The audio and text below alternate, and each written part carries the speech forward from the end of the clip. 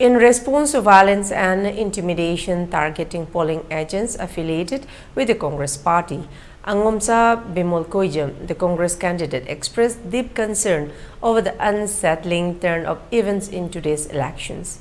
Akoijam condemned the unprecedented level of aggression and disruption that mar the electoral process, leveling it as an aberration in the political annals of Manipur.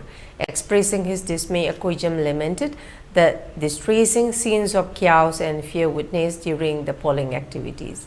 He highlighted the gravity of the situation, stating that such brazen acts of hostility pose a significant threat to the integrity of the electoral process and democratic principles. These attacks and threats against our polling agents are not just an assault on individuals, but an affront to the very foundation of democracy, said Akoijam. Earlier in the day, the Manipur unit of the Indian National Developmental Inclusive Alliance, India, strongly denounced the widespread incidents of threats and intimidation that occurred at numerous polling stations across both the inner and outer regions.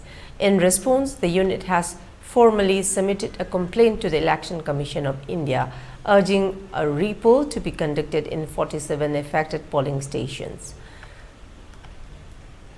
Specifically, this includes 36 polling stations within the Inner Manipur Parliamentary Constituency and 11 polling stations in Outer Manipur area.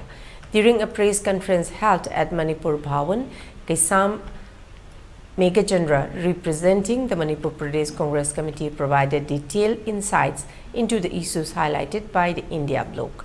He elaborated on the observation made regarding the electoral proceedings conducted today, emphasizing the necessity of addressing this concern through appropriate measures.